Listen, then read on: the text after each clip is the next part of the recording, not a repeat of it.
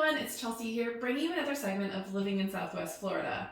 Fort Myers and Cape Coral are often described as sister cities, and they are often lumped together when describing the region, but they are still very different from each other. So today we're going to go ahead and explore the differences between Fort Myers and Cape Coral, Florida.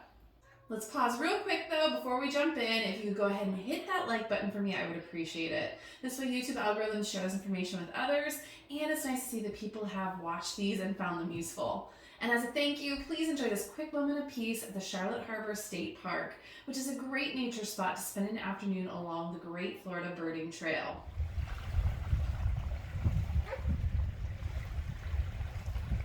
Peaceful, right?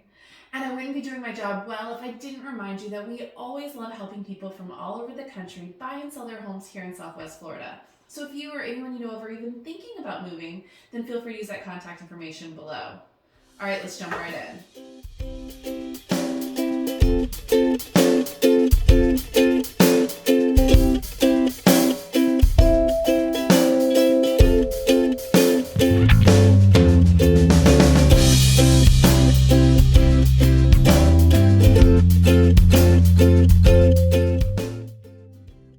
While I often discuss Southwest Florida as a whole, today I'm looking specifically at Cape Coral and Fort Myers and comparing the similarities and differences.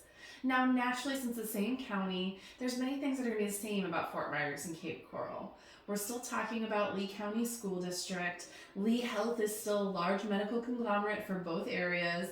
Weather's obviously the same. You get the gist. But they have very different vibes. So let's start with Fort Myers since it was established first. Fort Myers was originally, well, a fort. When Florida became a territory in 1821, there was a swarm of settlers who came to the area, and they wanted protection from the local native Seminoles. That's actually putting it pretty lightly because there were 3 Seminole Wars, and the area eventually ended up abandoned by the U.S. Army. But ultimately, after a white trader was killed in the area, it was decided that the fort would be resurrected. The mouth of the Caloosahatchee was picked to set the fort up, as this was also the original mouth of the Everglades, and it was named after Colonel Abraham C. Myers, who, interestingly enough, I couldn't find record of him actually ever working here. But he did marry the guy in charge's daughter, so congrats, you get a town and live in history forever.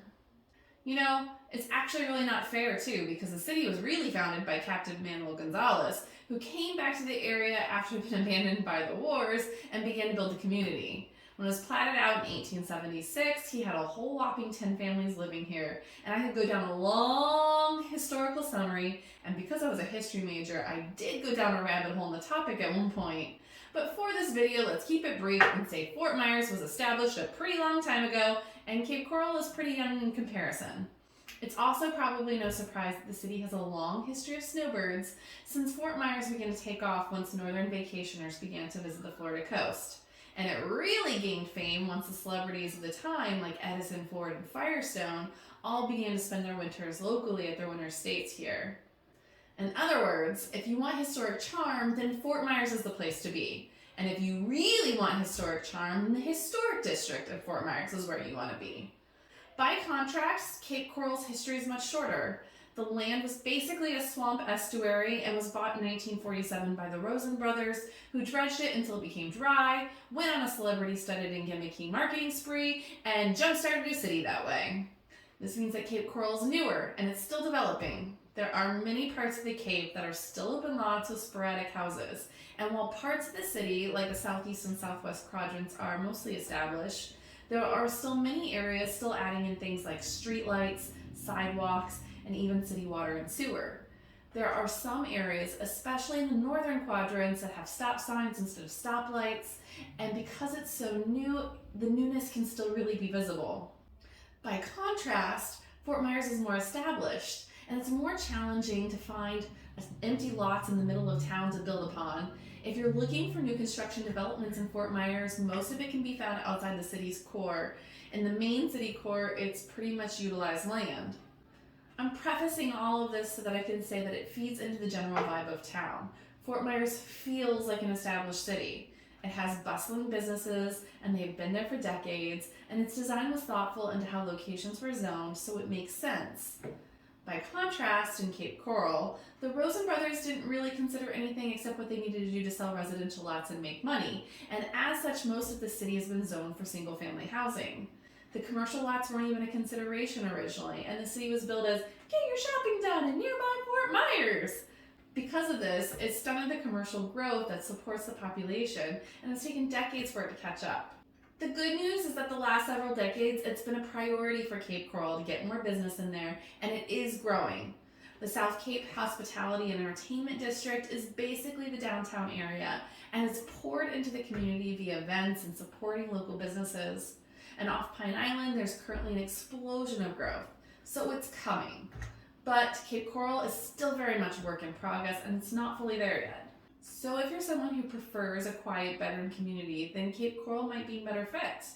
And if you want more things right outside of your doorstep, then Fort Myers will be your cup of tea. It's actually a pretty interesting dynamic when you think of it. At this stage of demographic growth, Cape Coral is actually considered larger of the two cities. But because Fort Myers is older, it has the established reputation and more amenities to support its population. Let's talk about these amenities for a minute. Fort Myers has a minor league baseball team and 2 spring training facilities for the MLB. There are more museums like the Edison and Ford Winter Estates, or the Kids Imaginarium Science Center, or the Calusa Nature Center. There's more established like theater, like the Laboratory Theater, Florida Repertory Theater, and the Broadway Palm Dinner Theater. Even Hamilton came to the Barbara C. Mann Performing Arts Center, and there's an art walk and a music walk. I've told the story on this channel before, but Sunday nights might be a really good example of the differences between Cape Coral and Fort Myers. My husband and I were really surprised when we moved back after a few years, and we had a Sunday night date night and had nothing to do. Because when we went to one of the restaurants in Cape Coral after our movie had let out at 8:30, pretty much everything was closing at 9. We really had to do some digging to find a place open until 10. So if you prefer to go out often, you may find yourself heading over the bridges instead. Also, going beyond the fun stuff, there is more amenities to support the local population based in Fort Myers. For example, the medical industry. Cape Coral has 1 hospital, and there's talks of adding a second, but it hasn't happened yet. But by contrast, Fort Myers has several, and many specialists that you may have appointments with will be probably located in Fort Myers instead of the Cape. There's only 1 Costco, Whole Foods, and Trader Joe's, and all of them are in Fort Myers. Cape Coral does have 4 golf courses, but there are many, many more options available within Fort Myers. And if you need proximity to the beach, then Fort Myers will definitely be the better choice, because the only Cape Coral beachfront will be at the Yacht Club, which sits on the river instead of the Gulf. While it may take longer to drive to the beach, Cape Coral is typically the choice of boaters though. With more than 400 miles of canals, there is plentiful waterfront available, and it's much easier to keep a boat in your backyard. It's also easier to fish from your backyard because you can easily drop a line to the canals nearby. And some people just like our ambience of it. Manatees, dolphins, mullet, they're all known for playing in the canals during the winter. And there's something magical about finding a fish jumping or the dolphins playing that really does something special for the soul. Now let's also talk costs, because when it comes to the cost of living for housing here, there's a definite difference between Fort Myers and Cape Coral. The month of November 2021, this most recent month, the median cost of home in Fort Myers was $300,000, and in the Cape the median cost was $371,000. Now I'm pointing this out because on the surface it looks like Cape Coral is much more expensive, but that's actually kind of a misrepresentation of the situation. You see, because Cape Coral was mostly zoned single-family homes like we discussed previously, there isn't a wide variety of housing options, meaning that there are a lot less condos available, and those are typically less expensive. When we break them down on a more granular level, Cape Coral has a median condo sales price of $233,700, and there's only 50 of them sold. Meanwhile, Fort Myers has a median condo sales price of $250,000 and 329 of them sold, making them overall slightly more expensive option for condos, but also much more availability. Now let's look at those single family homes. For Fort Myers, 359 homes sold with a median price of $405,000. And in Cape Coral, 529 homes sold for a median sales price of $380,000. As you can see, broken down, Fort Myers is slightly more expensive in both of these categories, but because the condo market in Fort Myers had a bigger share of their pie, it had diluted the statistics when we looked at it from the top level.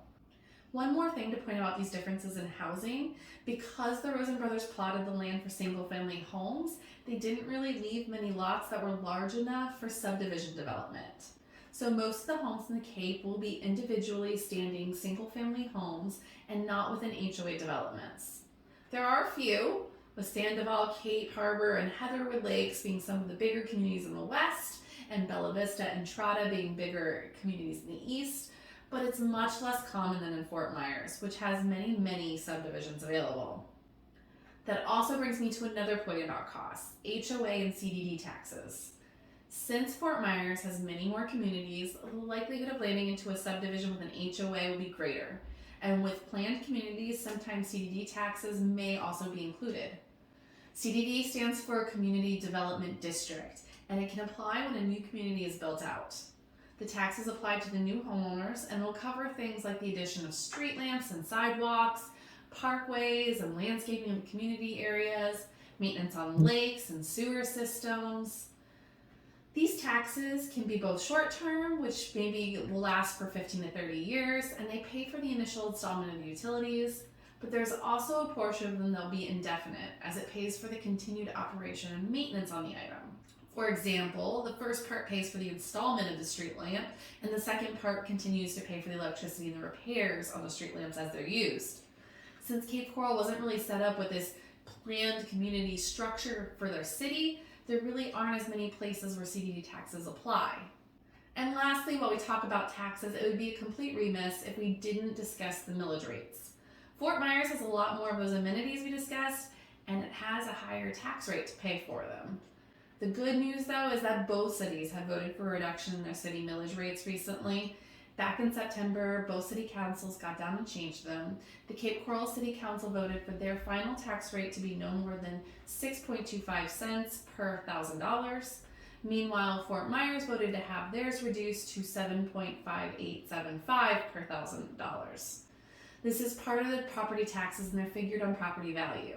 So if your home is assessed with a median value of $300,000, like we discussed earlier, then in Cape Coral, your yearly city taxes would be $1,875, and in Fort Myers, your yearly city taxes would be $2,276.25. Fort Myers does have the highest city taxes of the entire county, so that may be something for people to consider when doing their budgeting. All right, so basically to recap, Cape Coral is a more residential, newer, and developing town made of mostly single-family homes that are not in a community and are more affordable. There's a greater chance for waterfront living, but it may take you a little longer to get to places. And it's going to be a lot less expensive. By contrast, Fort Myers is going to be more developed and offer more amenities that are more convenient, but they will come at a higher price tag. I'd love to hear from you. Which one do you prefer, Cape Coral or Fort Myers? As always, you can find my contact information in the video description below if you'd like to go ahead and run questions by me about your specific scenario. Myself and the network of agents I have throughout the United States are here and ready to help you with your move. Also, feel free to use Cape Coral Fort Myers Realestate.com for all the latest listings to hit the market and begin getting comfortable with our marketplace. There's no obligations. If you're ready to get that ball rolling on your move to Southwest Florida, then there's a link in the description below to help set you up with a personalized home search that'll be tailored specifically for you. Oftentimes when you search on web aggregates, it limits your capabilities. But when I build a search for you, you'll be able to have many more options available, and we can begin to have a conversation on what your home in Florida will look like. Also, don't forget to add me on social media and follow along as we post weekly articles and information that you may find handy and give you insight as to what life in Florida looks like.